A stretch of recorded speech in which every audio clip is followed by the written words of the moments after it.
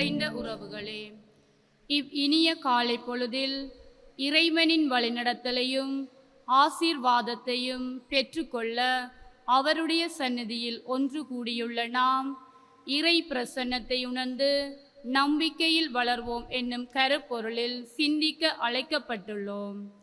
இன்றைய உலகில் மனிதன் பலவிதமான சவால்கள், ஏமாற்றங்கள், பயம் மற்றும் நிச்சயமற்ற எதிர்காலம் ஆகியவற்றை எதிர்கொண்டு வாழ்கின்றான்.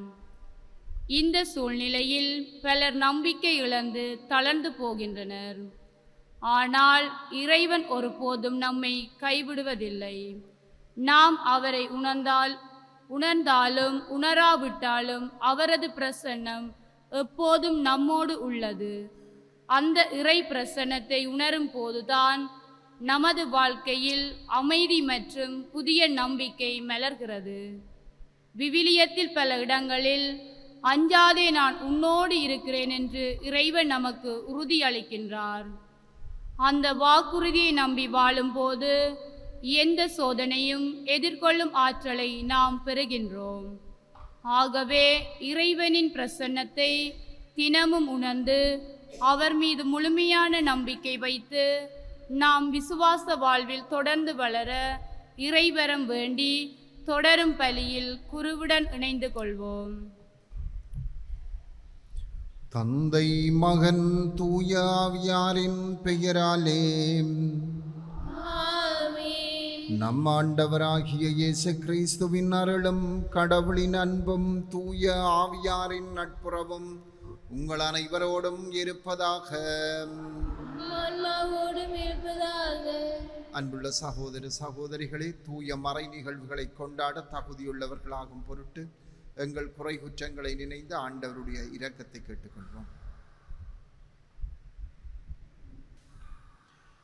எல்லாம் வல்ல இறைவனிடமும் சகோதர சகோதரிகளே உங்களிடமும் நான் பாவியென ஏற்றுக்கொள்கின்றேன். ஏனெனில் சிந்தனையாலும் சொல்லாலும் செயலாலும் கடமையில் தவறியதாலும் பாவங்கள் பல செய்தேன். என் பாவமே, என் பாவமே, என் பெரும் பாவமே. ஆகையால் எப்பொழுதும் ஞான மரியாதையும் வானதூதர் அனைவரையும் சகோதர சகோதரிகளே உங்களையும் நம் இறைவனாகிய ஆண்டவரிடம் எனக்காக வேண்டிக் கொள்ள மன்றாடுகின்றேன். எல்லாம் வல்ல இறைவன் நம் மீது இரக்கம் வைத்து நம் பாவங்களை மன்னித்து நம்மை நிலை வாழ்வுக்கு அழைத்துச் செல்வாராக.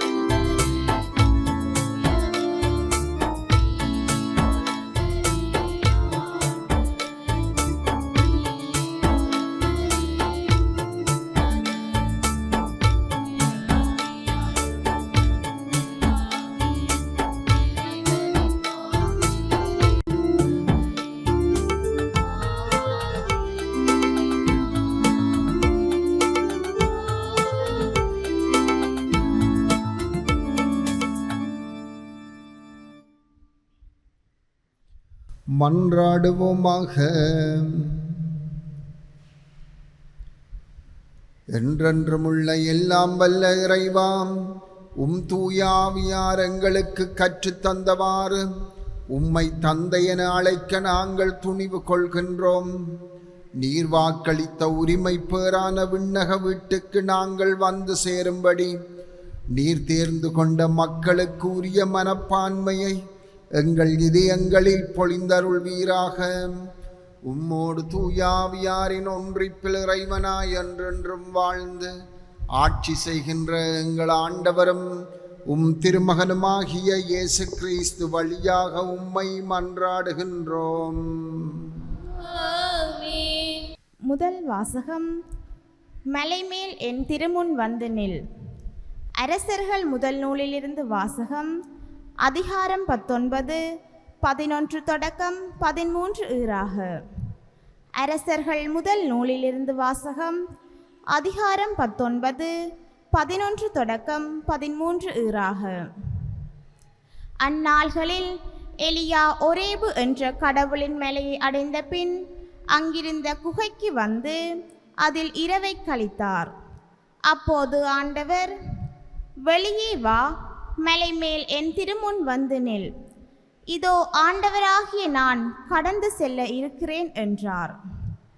உடனே ஆண்டவர் திருமுன் பெரும் சுழல் காற்று எழுந்து மலைகளை பிளந்து பாறைகளை சிதறடித்தது. ஆனால் ஆண்டவர் அந்த காற்றில் இல்லை. காற்றுக்கு பின் நிலநடுக்கம் ஏற்பட்டது.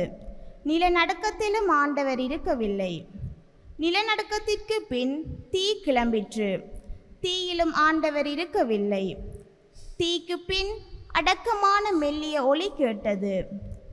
அதை எலியா கேட்டவுடன் போர்வையினால் தம் முகத்தை மூடிக்கொண்டு வெளியே வந்து குகையின் வாயிலில் நின்றார். ஆண்டவர் வழங்கும் அருள்வாக்கு. இறைவனுக்கு நன்றி.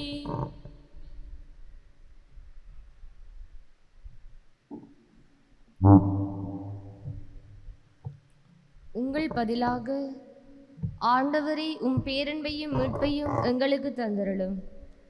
ஆண்டவரே உம் பேரன்பையும் மீட்பையும் எங்களுக்கு தந்தருளும்.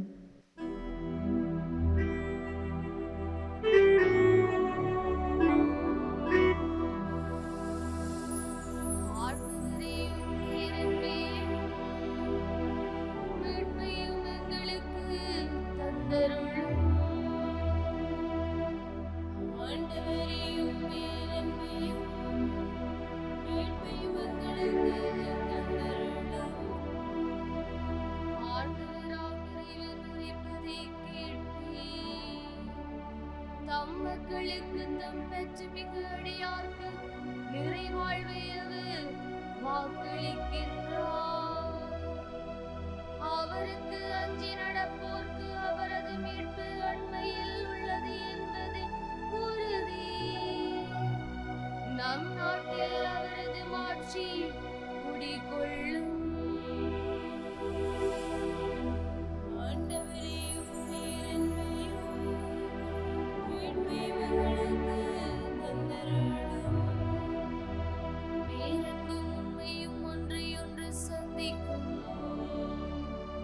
நீதியும் நிறைவாழ்வும் ஒன்றையொன்று முத்தமிடும்.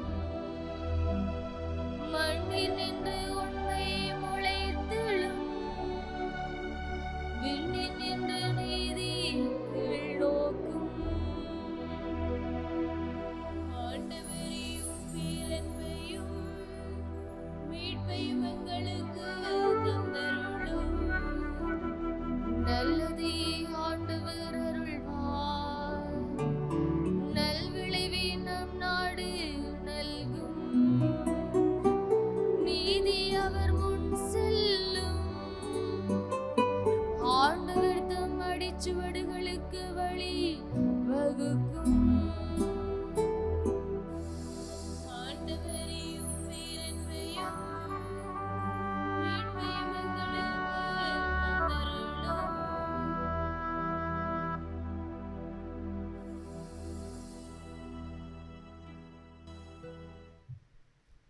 இரண்டாம் வாசகம். என் சகோதர சகோதரிகளுக்கு மீட்பு கிடைப்பதற்காக நான் கிறிஸ்துவை பிரிந்து சாபத்திற்கு உள்ளாக கூட விரும்பியிருப்பேன். திருத்தூதர் பவுல் ரோமியருக்கு எழுதிய திருமுகத்தில் இருந்து வாசகம். அதிகாரம் 9 திருவசனங்கள் 1 தொடக்கம் 5 வரை. திருத்தூதர் பவுல் ரோமியருக்கு எழுதிய திருமுகத்திலிருந்து வாசகம். அதிகாரம் 9 1 தொடக்கம் 5 வரை. சகோதர சகோதரிகளே, கிறிஸ்துவை சார்ந்த நான் சொல்வது உண்மை, பொய் அல்ல. தூய ஆவியால் தூண்டப்படும் என் மனச்சான்றே நான் சொல்வதற்கு சாட்சி. உள்ளத்தில் எனக்கு பெருந்துயரமும் இடைவிடாத வேதனையும் உண்டு. என் சொந்த இனத்தைச் சேர்ந்த சகோதர சகோதரிகளுக்கு மீட்பு கிடைப்பதற்காக நான் கிறிஸ்துவை பிரிந்து சாபத்திற்கு உள்ளாக கூட விரும்பியிருப்பேன். அவர்கள் தாம் இஸ்ரேல் மக்கள். அவர்களையே கடவுள் தம் மக்களாக ஏற்றுக்கொண்டார். அவர்கள் நடுவில் தான் கடவுள் தம் ஆட்சியை விளங்கச் செய்தார். உடன்படிக்கைகளும் திருச்சட்டமும் திருவழிபாடும் வாக்குறுதிகளும் அவர்களிடமே ஒப்படைக்கப்பட்டன. குலமுதல்வர்களின் வழி வந்தவர்கள் அவர்கள். மனிதர் என்னும் முறையில் கிறிஸ்துவும் அவர்களிடமிருந்தே தோன்றினார். இவரே எல்லாவற்றிற்கும் மேலான கடவுள், என்றென்றும் போற்றுவதற்குரியவர். ஆமீன். ஆண்டவர் வழங்கும் அருள் வாக்கு. இறைவனுக்கு நன்றி.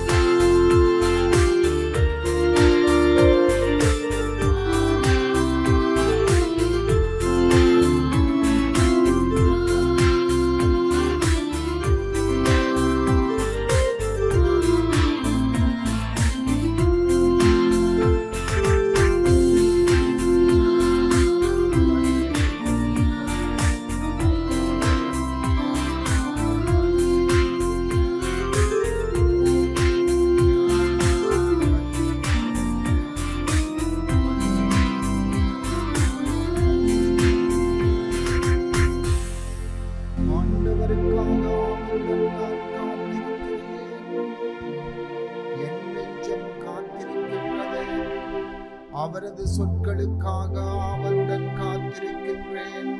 அல்லேலூயா.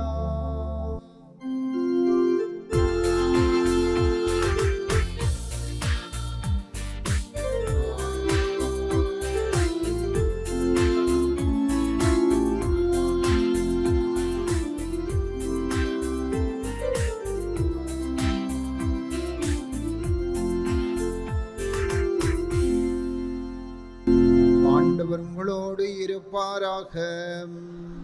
ஆன்மாவோடும் இருப்பாராக. புனித மத்தேயு எழுதிய தூய நற்செய்தியில் இருந்து வாசகம். ஆண்டவரே, மாட்சி உமக்கே.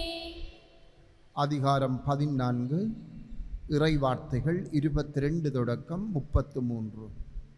மத்தேயு நற்செய்தி அதிகாரம் 14 இறை வார்த்தைகள் 22 தொடக்கம் 33.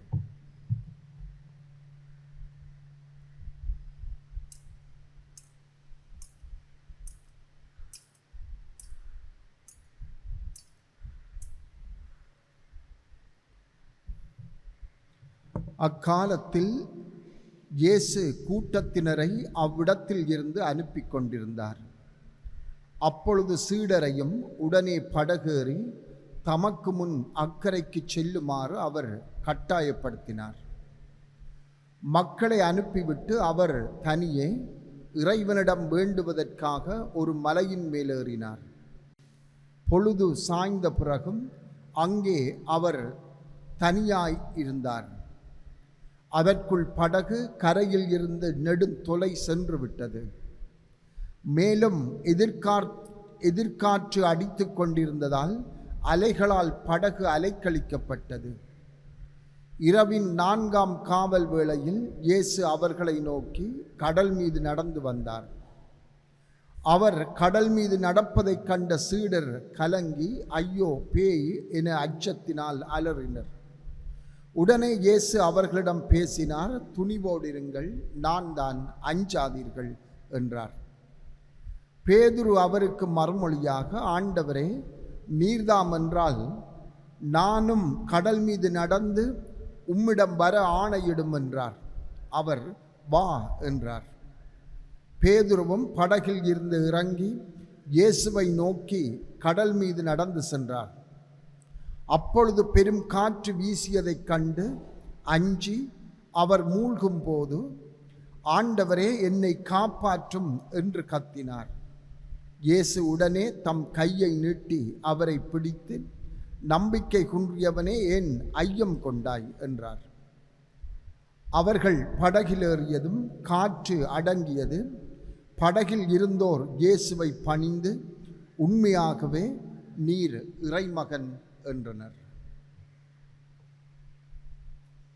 கிறிஸ்து வழங்கும் நற்செய்தி. இயேசுவே உமக்கு புகழ்.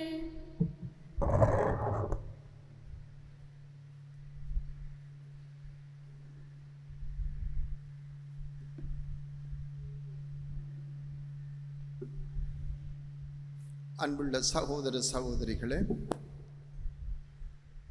இயேசு கடல் மீது நடந்த நிகழ்வை, புதுமையை நாங்கள் வாசிக்க கேட்கின்றோம்.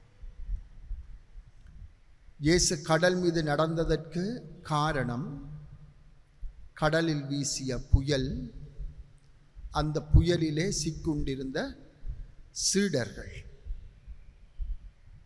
யார் அந்த சீடர்கள் என்றால், இயேசுவினுடைய 12 திருத்தூதர்கள் என்பது விடையல்ல.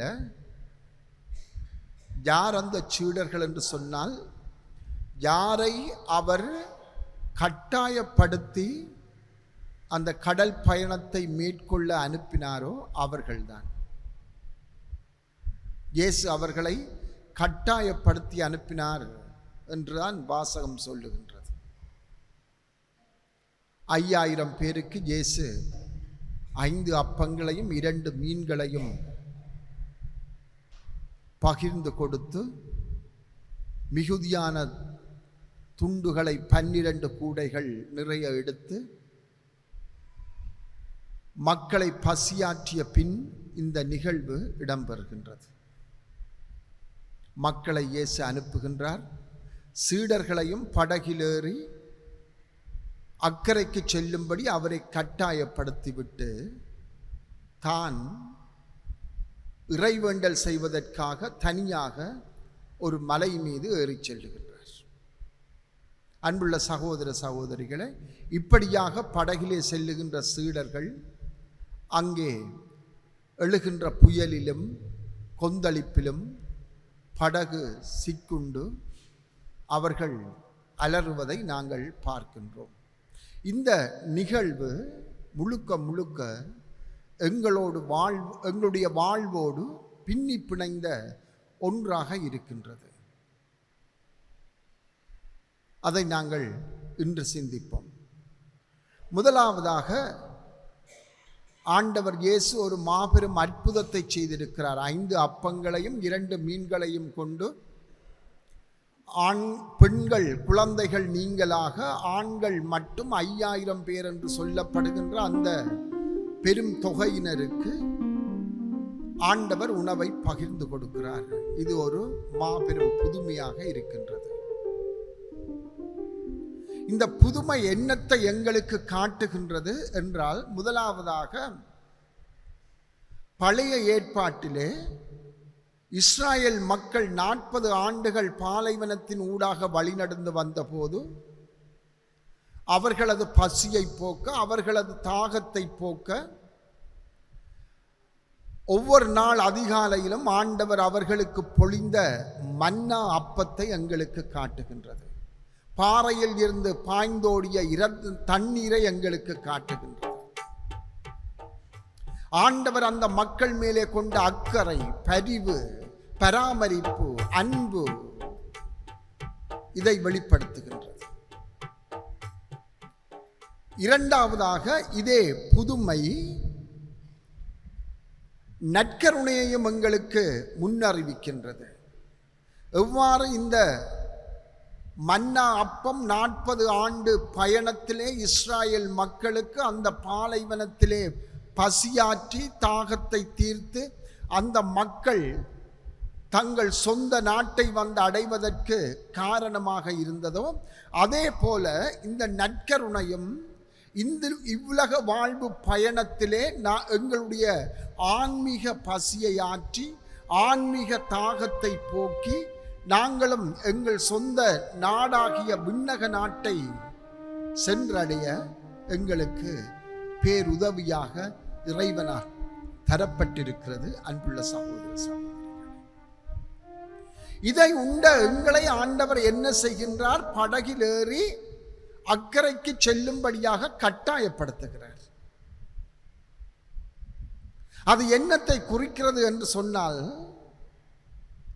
ஆண்டவருடைய திருவுளத்தை நாங்கள் நிறைவேற்ற வேண்டும். எப்போதும் ஆண்டவருடைய விருப்பத்தை நாங்கள் நிறைவேற்ற வேண்டும்.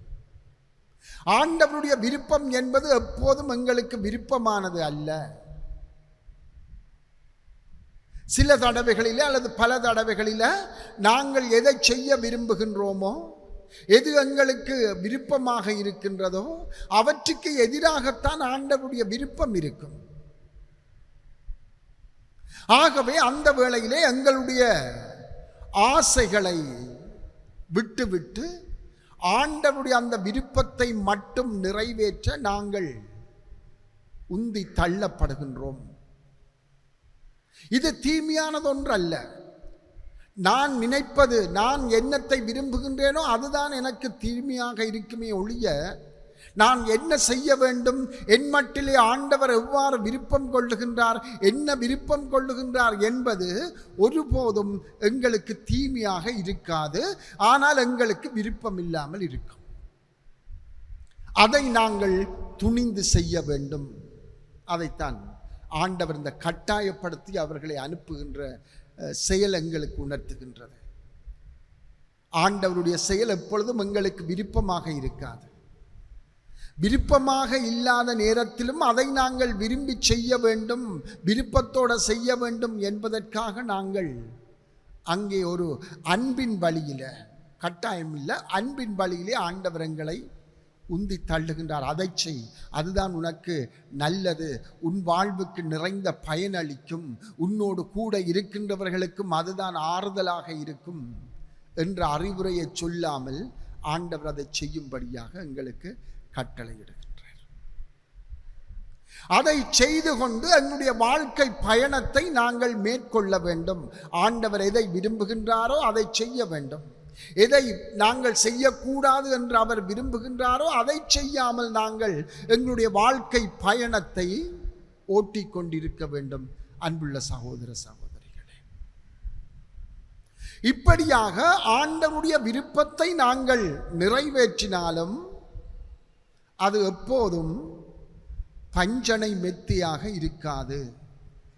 ஆண்டவருடைய திருவிழத்தை நாங்கள் நிறைவேற்றி கொண்டு எங்களுடைய வாழ்க்கை பயணத்தை ஓட்டி சென்றாலும் அந்த வாழ்க்கை பயணம் எப்பொழுதும் பஞ்சனை மெத்தியாக, அதாவது எந்த வேளையிலும் சுகபோகமாக அமைதியாக அனுபவிக்கின்ற ஒரு வாழ்க்கையாக இருக்காது.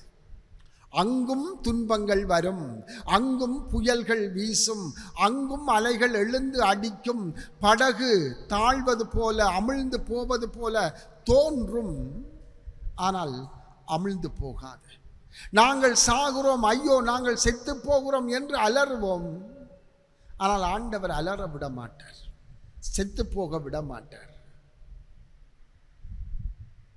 ஆண்டவர் தூரத்திலே இருப்பது போல எங்களுக்கு தோன்றும், ஆண்டவர் எங்களோடு இல்லை என்பது போல எங்களுக்கு தோன்றும். ஆனால் ஆண்டவருடைய நினைவுகளில் நாங்கள் இருக்கின்றோம் என்பதை மறந்து விடாதீர்கள். எவ்வளவோ துன்பங்கள் வரும், நோய் நொடிகள் வரும், வருத்தங்கள் வரும், ஆபத்துக்கள் வரும்.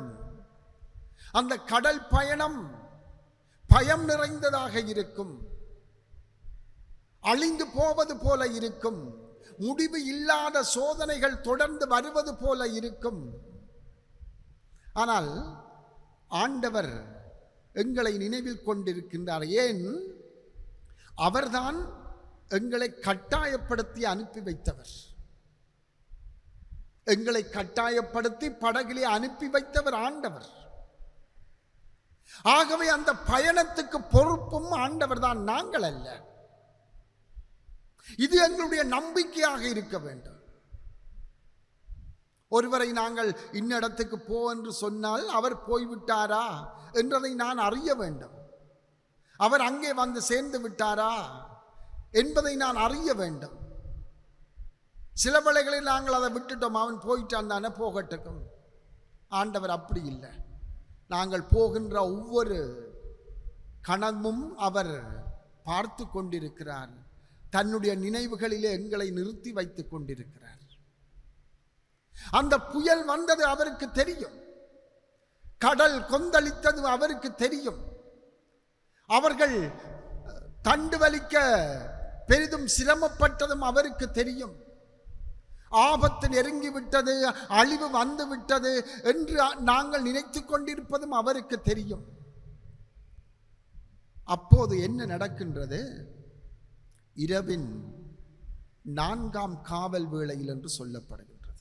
இரவின் 4ஆம் காவல் வேளையில் ஆண்டவர் அவர்களை நோக்கி வருகின்றார். இந்த 4ஆம் காவல் வேளை என்பது யூதர்களுடைய அந்த மரபுப்படி அதிகாலை 3 மணி தொடக்கம் 6 மணி வரை, அதுதான் அந்த 4ஆம் காவல் வேளை. இது அந்த இரவின் கடைசி நேரப்பொழுது, கடைசி இருள் சூழ்ந்த நேரப்பொழுது. ஒருவர் தன்னுடைய வாழ்விலே உதவி இழந்து விட்டவராக, யாரும் இனி எனக்கு உதவி செய்ய வராதவராக, கைவிடப்பட்ட நிலையை உணர்ந்து கொள்ளுகின்ற நேரம்.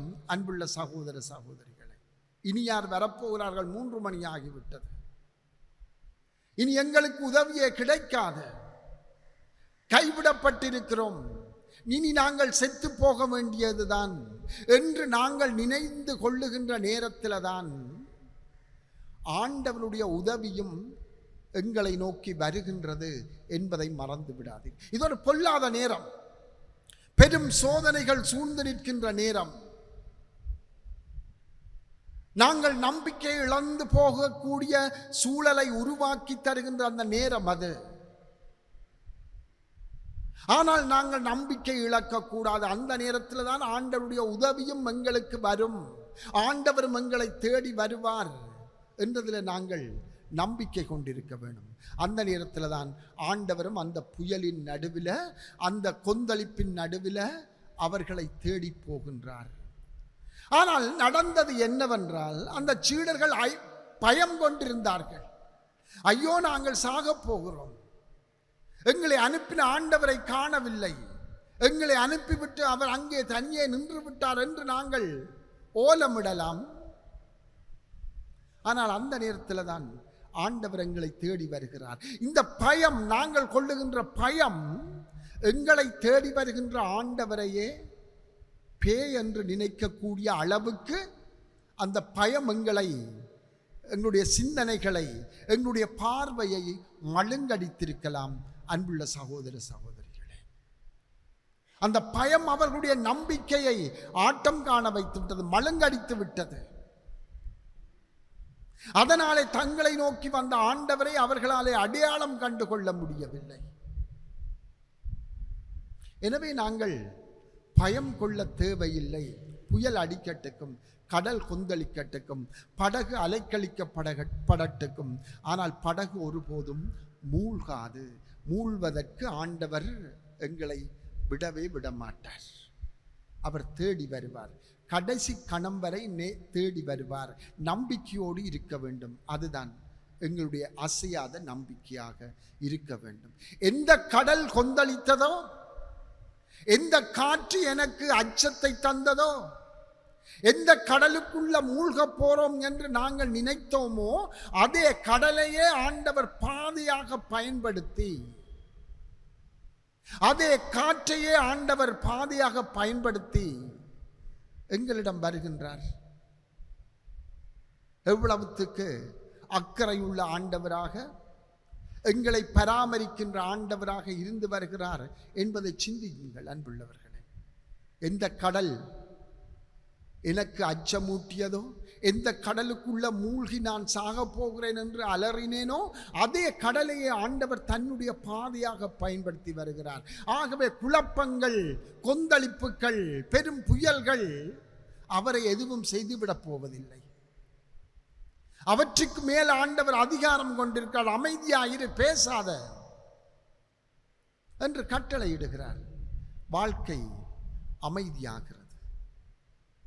அன்புள்ள சகோதர சகோதரிகளே, ஆண்டவர் எந்த காலத்துக்கும் பொருந்தக்கூடிய ஒரு வார்த்தையை அங்கே சொல்லுகின்றார். அஞ்சாதீர்கள், துணிவோடிருங்கள், நான் தான். இவர்கள் பேய் என்று அலறுகின்றார்கள். இயேசுவை பார்த்து இயேசு சொல்லுகின்றார், துணிவோடிருங்கள், அஞ்சாதீர்கள், நான் தான். அந்த நேரத்தில் பேதுரு ஒரு ஒரு பொருத்தமான மன்றாட்டை சொல்லுகிறார். ஆண்டவரை நீர்தாம் என்றால் நானும் உம்மிடம் நடந்து வர கட்டளையிடும். ஆண்டவர் வா என்று சொல்றார். வா. இவரும் இறங்கி போகின்றார். போகின்ற போது காற்று வீசுகின்றது. அந்த பயத்திலே அவர் மூழ்கி போகைக்குள்ளே ஆண்டவரே என்னை காப்பாற்றும் என்று மீண்டும் தன்னுடைய செபத்தை எழுப்புகின்றார். அப்பொழுது ஆண்டவர் கையை நீட்டி அவரை பிடித்து, நம்பிக்கை குன்றியவனே ஏன் அச்சம் கொண்டாய் என்று தான் கேட்கிறார். ஏன் பயப்பட்ட நீ? நம்பிக்கை இருக்குது அவருக்கு. ஏன் பயப்பட்ட நீ? அந்த நம்பிக்கை இருந்ததனால தான் அவர் என்ன செய்கிறார்? ஆண்டவரே என்னை காப்பாற்றும் என்று கத்த வைத்தது. நம்பிக்கை இல்லாவிட்டால் ஆண்டவரை கூப்பிட்டே இருக்க மாட்டார். அவருடைய நம்பிக்கை ஆட்டம் கண்டது, தளம்பியது. ஆனால் நம்பிக்கையை இழந்து விடவில்லை. ஆகவே அந்த பயம் எங்களுடைய நம்பிக்கையை ஆட்டம் காண வைக்கும், தளம்ப வைக்கும். ஆனால் நாங்கள் விரக்திக்கு போய்விடக்கூடாது. ஆண்டவர் என்னை கைவிட்டு விட்டார் என்ற என்னுடைய ஏக்கத்துக்கு நான் முற்றுப்புள்ளி வைக்கக்கூடாது. ஆண்டவர் வருவார். கடைசி நொடி பொழுதிலும் ஆண்டவர் வந்து என்னை காப்பாற்றுவார் என்ற நம்பிக்கையிலே நாங்கள் எப்பொழுதும் வாழ வேண்டும். இது எங்களுடைய வாழ்க்கை. வெறுமனை இது ஒரு புதுமை அல்ல. எத்தனையோ வருடங்களுக்கு முதல் நடந்த ஒரு புதுமை என்று நாங்கள் நினைந்து விடாமல் இது எங்களுடைய அன்றாட வாழ்க்கையில் நடைபெறுகின்ற புதுமை என்பதை கண்டுகொள்ளுங்கள். ஆண்டவருடைய திருவிழத்தை நிறைவேற்ற அது எப்பொழுதும் அமைதியான ஒரு வாழ்வாக இருக்காது. அங்கேயும் துன்பங்கள் வரும், துயரங்கள் வரும், புயல்கள் அடிக்கும், நோவுகள், வருத்தங்கள் வரும், இழப்புகள் வரும், நட்டங்கள் வரும். ஆனால் கலங்கி விடாதீர்கள், நம்பிக்கை இழந்து விடாதீர்கள். அந்த கடைசி நேரத்தில் மட்டும் நாங்கள் ஆண்டவரிடம் காத்திருப்போம். அவர் வருவார். அவரை மீறி எந்த புயலும் என்னை மூழ்கடிக்காது, எந்த கடலும் என்னுடைய படகை அலைக்கழிக்காது. எங்களுடைய வாழ்க்கை என்ற அந்த படகை ஆண்டவருடைய துணையோடு நாங்கள் ஓட்டி செல்லுவோம். பழைய பாடல் ஒன்று இருக்கின்றது. இயேசு என் வாழ்க்கை படகோட்டி என்று. இயேசு வாழ்க்கை எனது படகு, அந்த படகில் இயேசு ஒரு படகோட்டி என்று சொல்லப்படுகின்றது. எங்களுடைய வாழ்க்கையில் இயேசுவை எங்கள் படகோட்டியாக கொண்டு எங்களுடைய வாழ்க்கையை நாங்கள் ஓட்டி செல்ல மன்றாடி கொள்வோம்.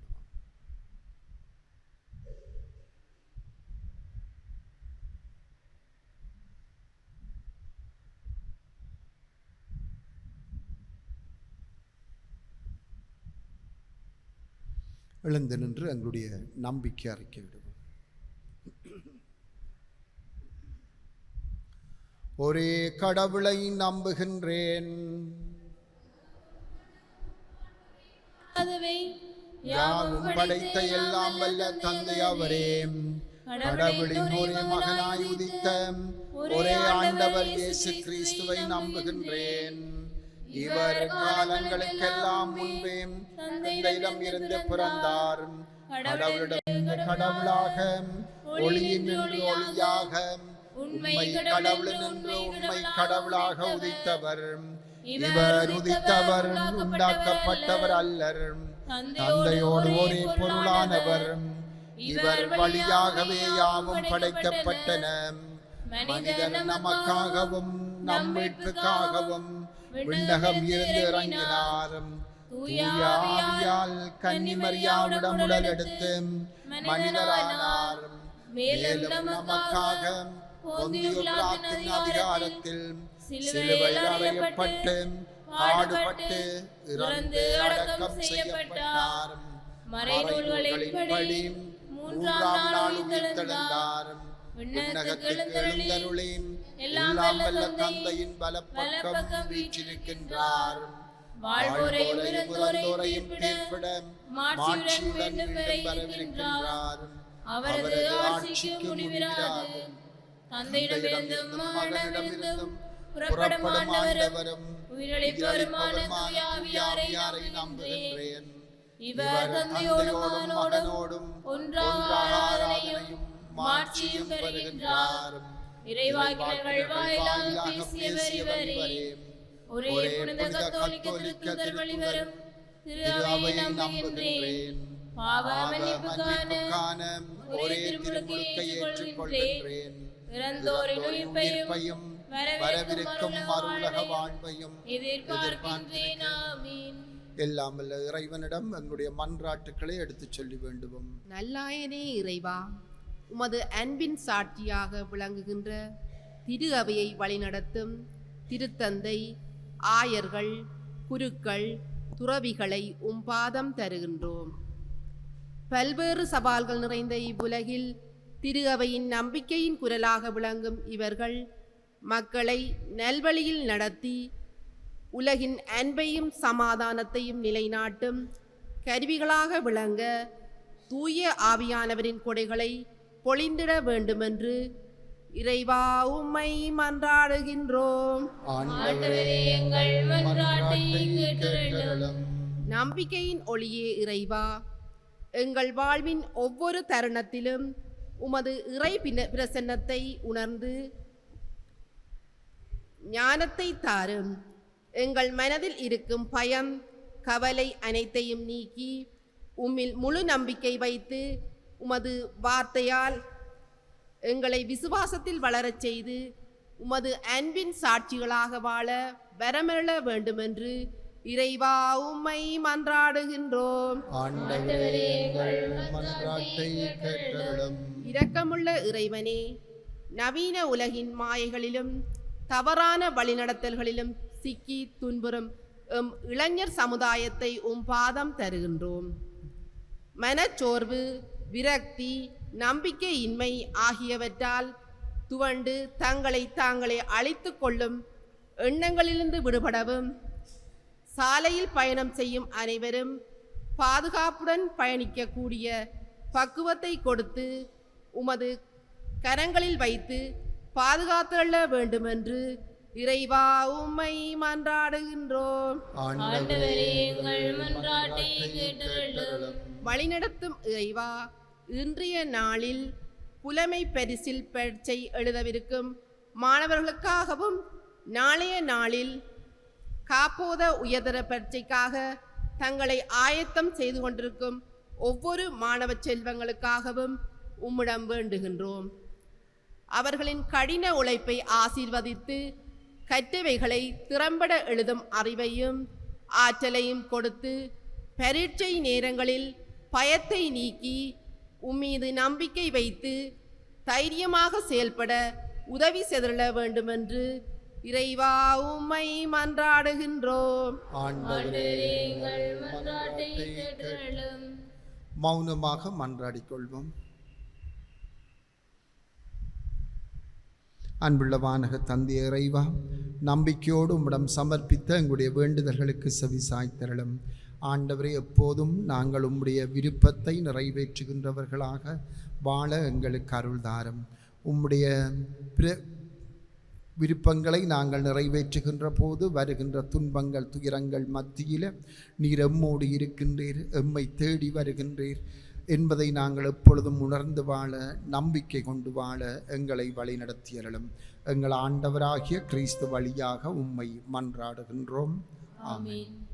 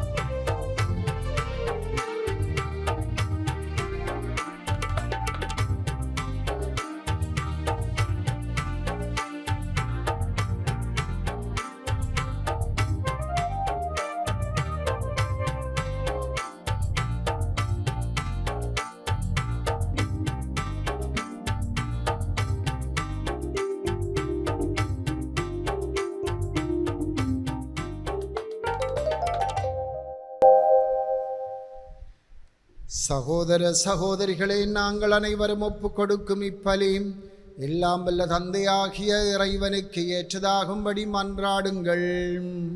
ஆண்டவர் தமது பேரின் புகழ்ச்சிக்காகவும் மாட்சிக்காகவும் நமது நன்மைக்காகவும் புனித திருவேலுக்காகவும் உமது கையிலிருந்து வெளியேற்றுக் கொள்வாராக. ஆண்டவரே, உமது திரு அவையின் காணிக்கைகளை மகிழ்வுடன் ஏற்றருளும். இரக்கத்தால் நீர் எங்களுக்கு அளித்த காணிக்கைகள் உமது ஆற்றலால் எங்கள் மீட்பின் மறை நிகழ்வாக மாறச் செய்வீராக. எங்கள் ஆண்டவராகிய கிறிஸ்து வழியாக உம்மை மன்றாடுகின்றோம். ஆமென். ஆண்டவர் உங்களோடு இருப்பாராக. உம் ஆன்மாவோடும் இருப்பாராக. இதயங்களை மேலே எழுப்புங்கள். ஆண்டவரிடம் எழுப்பியுள்ளோம். நம் இறைவனாகிய ஆண்டவருக்கு நன்றி கூறுவோம். அது தகுதியும் நீதியுமானது. ஆண்டவரே, தூயவரான தந்தையே, என்றும் உள்ள எல்லாம் வல்ல இறைவாம், எந்நாளும் எவ்விடத்திலும் நாங்கள் உமக்கு நன்றி செலுத்துவது மெய்யாகவே தகுதியும் நீதியுமாகும், எங்கள் கடமையும் மீட்புக்குரிய செயலுமாகும். நாங்கள் வாழ்வதும் இயங்குவதும் இருப்பதும் உம்மிலேதான். இந்த உடலோடு வாழ்கையிலும் அது பரிவிரக்கத்தின் பயன்களை மட்டுமே நாங்கள் நாள்தோறும் அனுபவிப்பதோடு அன்றி இப்பொழுதே நிலை வாழ்வின் பிணையையும் கொண்டுள்ளோம். ஏனெனிலும் ஆவியாரின் முதற்கனிகளை பெற்றுள்ள நாங்கள் பாஸ்கா மறை நிகழ்வின் பயன் எங்களுக்கு என்றும் உண்டு என நம்புகின்றோம். அந்த ஆவியார் வழியாகவே நீர் இயேசுவை சாவில் நின்று உயிர்த்தெழச் செய்தீர். ஆகவே நாங்கள் வானதூதர் அனைவரோடும் சேர்ந்து உம்மை புகழ்ந்தேத்தி அக்களித்து கொண்டாடி ஆர்ப்பரித்து சொல்லுவதாவது: தூயவர் தூயவர் தூயவர், வான்படைகளின் கடவுளாம் ஆண்டவர், விண்ணகமும் மண்ணகமும் உமது மாட்சியால் நிறைந்துள்ளன. உன்னதங்களிலே ஓசன்னா. ஆண்டவர் பெயரால் வருகிறவர் ஆசி பெற்றவர். உன்னதங்களிலே ஓசன்னா.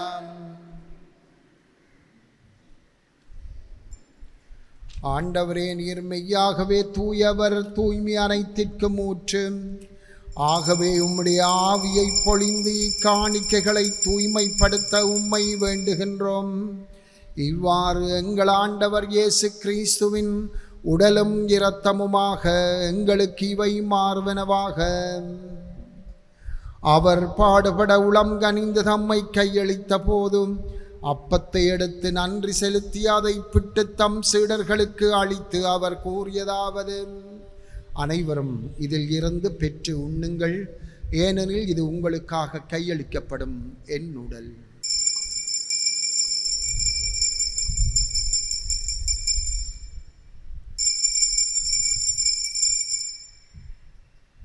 அவ்வண்ணமே இரவு விருந்தை அருந்திய பின் கிண்ணத்தையும் எடுத்து மீண்டும் உமக்கு நன்றி கூறி தம் சீடர்களுக்கு அளித்து அவர் கூறியதாவது: அனைவரும் இதில் இருந்து பெற்று பருகுங்கள், ஏனெனில் இது புதிய நிலையான உடன்படிக்கைக்குரிய என் இரத்தத்தின் கிண்ணம்.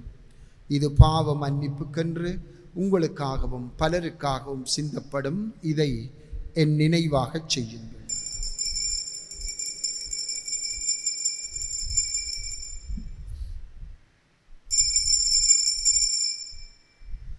நம்பிக்கையின் மறைப்பொருள். ஆண்டவரே, நீர் வருமளவு உமது இறப்பினை அறிக்கையிடுகின்றோம், உமது உயிர்ப்பினையும் எடுத்துரைக்கின்றோம். ஆகவே ஆண்டவரே, நாங்கள் கிறிஸ்துவின் இறப்பினையும் உயிர்ப்பினையும் நினைவு கூர்ந்த வாழ்வு தரும் அப்பத்தையும் மீட்பளிக்கும் கிண்ணத்தையும் உமக்கு ஒப்பு கொடுக்கின்றோம். திருமுன் நின்று உமக்கு ஊழியம் புரிய தகுந்தவர்கள் என எங்களை ஏற்றுக்கொண்டீர். எனவே உமக்கு நன்றி செலுத்துகின்றோம். மேலும் கிறிஸ்துவின் உடலிலும் இரத்தத்திலும் பங்கு கொள்ளும் எங்களை தூய ஆவியார் ஒன்று சேர்க்க வேண்டும் என உம்மை தாழ்மையுடன் மன்றாடுகின்றோம். ஆண்டவரை, உலகெங்கும் பரவி இருக்கும் உமது திரு அவையை நினைவு கூர்ந்தரலும்.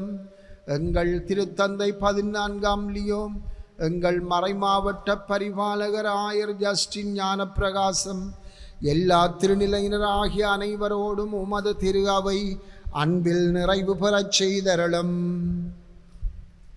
தந்தையே, உயிர்த்தலும் எதிர்நோக்குடன் துயில் கொள்ளும் எங்கள் சகோதரர் சகோதரிகளையும் இறந்தோர் அனைவரையும் இரக்கத்துடன் நினைவு கூர்ந்து உமது திருமுக ஒளியினுள் ஏற்றரலும். எங்கள் அனைவர் மீதும் இரக்கமாயிரும். கடவுளின் கன்னித்தாயான புனித மரியா, அவருடைய கணவரான புனித ஜோசேப்பு, புனித திருத்தூதர்கள், புனித யோசவாஸ், எங்கள் பாதுகாவலர் புனித யாக்கோபும், இவ்வுலகிலும் அக்குகந்தவராயிருந்தோர் ஆகிய புனிதர் அனைவருடன் நாங்கள் நிலை வாழ்வில் பங்கு கொள்ளும் தகுதி பெற்று திருமகன் இயேசு கிறிஸ்து வழியாக உம்மை புகழ்ந்தேத்தும் வரமருள உம்மை மன்றாடுகின்றோம்.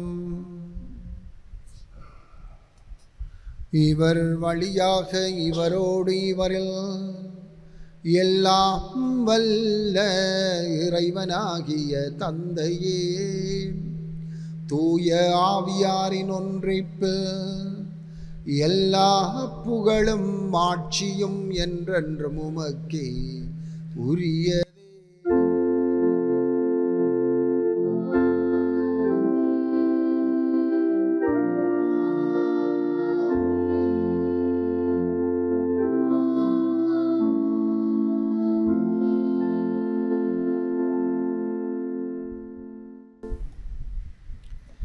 ஒவ்வொரு இடங்களிலும் வெளிநாடுகளிலும் வாழுகின்ற எங்களுடைய உறவினர்கள், நண்பர்கள், பங்கு மக்களுக்காக மன்றாடி கொள்ளுவோம். விண்ணுலகில் இருக்கிற எங்கள் தந்தையே, உமது பெயர் தூயதென போற்றப் பெறுக. உமது ஆட்சி வருக. உமது திருவிழம் விண்ணுலகில் நிறைவேறுவது போல மண்ணுலகிலும் நிறைவேறுக. எங்கள் அன்றாட உணவை இன்று எங்களுக்கு தாரும்.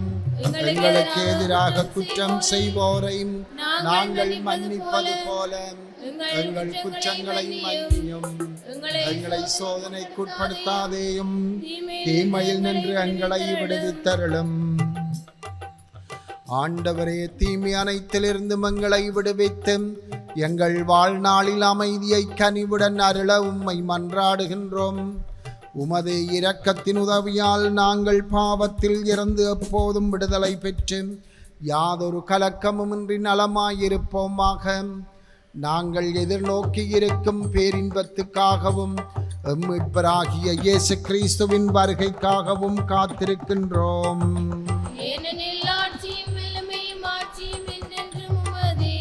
ஆண்டவரே இயேசு கிறிஸ்துவின் அமைதியை உங்களுக்கு விட்டு செல்கிறேன், என் அமைதியையே உங்களுக்கு அளிக்கிறேன் என்று உம் திருத்தூதர்களுக்கு மொழிந்தீரே. எங்கள் பாவங்களை பாராமல் உமது திரு அவையின் நம்பிக்கையை கண்ணோக்கி உமது திருவிழத்துக்கு ஏற்ப அதற்கு அமைதியையும் ஒற்றுமையும் அளித்தருள்வீராக. என்றென்றும் வாழ்ந்து ஆட்சி செய்கின்றவர் நீரே. ஆண்டவருடைய அமைதி உங்களோடு என்றும் இருப்பதாக. ஒருவருக்கொருவர் அமைதியை பகிர்ந்து கொள்வோம். உங்களுக்கு அமைதி உரித்தாக. உலகின் பாவங்களை போக்கும் இறைவனின் செம்மறியே, எங்கள் மேல் இரக்கமாயிரும். உலகின் பாவங்களை போக்கும் இறைவனின் செம்மறியே, எங்கள் மேல் இரக்கமாயிரும். உலகின் பாவங்களை போக்கும் இறைவனின் செம்மறியே, எங்களுக்கு அமைதியை அளித்தருளும்.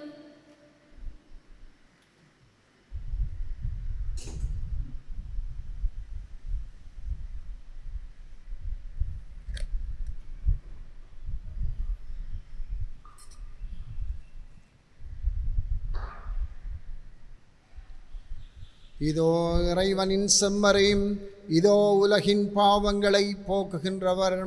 செம்மறையின் விருந்துக்கு அழைக்க பெற்றோர் பேறு பெற்றோர். ஆண்டவரே, நீர் நிலத்தில் இழந்தருளும்.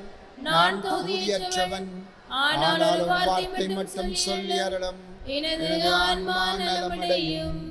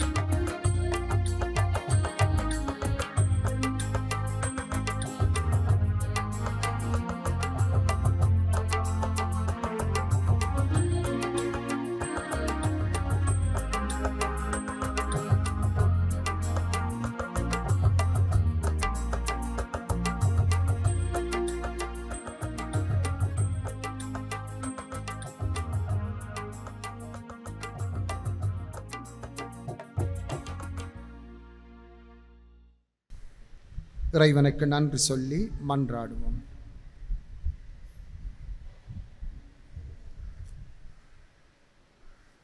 திருப்பலி முடிய இன்றைய நாளில் ஸ்காலர்ஷிப் பரீட்சை எழுதுகிற மாணவ மாணவிகள் முன்பாக வாருங்கள்.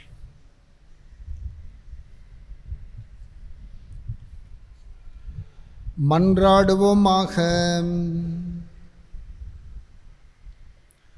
ஆண்டவரே, நாங்கள் உட்கொண்ட இத்திரு உணவு எங்களை உம்மோடு ஒன்றிக்கச் செய்து எங்களுக்கு மீட்பு அளிப்பதாக. அது எங்களை உமது உண்மையின் ஒளியில் உறுதிப்படுத்துவதாக. எங்கள் ஆண்டவராகிய கிறிஸ்து வழியாக உம்மை மன்றாடுகின்றோம். ஆண்டவர் உங்களோடு இருப்பாராக. எல்லாம் வல்ல இறைவன் தந்தை, மகன், தூய ஆவியார் உங்களுக்கு ஆசீர் வழங்குவாராக. கிறிஸ்துவின் அன்பிலும் அமைதியிலும் சென்று வாருங்கள். இறைவனுக்கு நன்றி.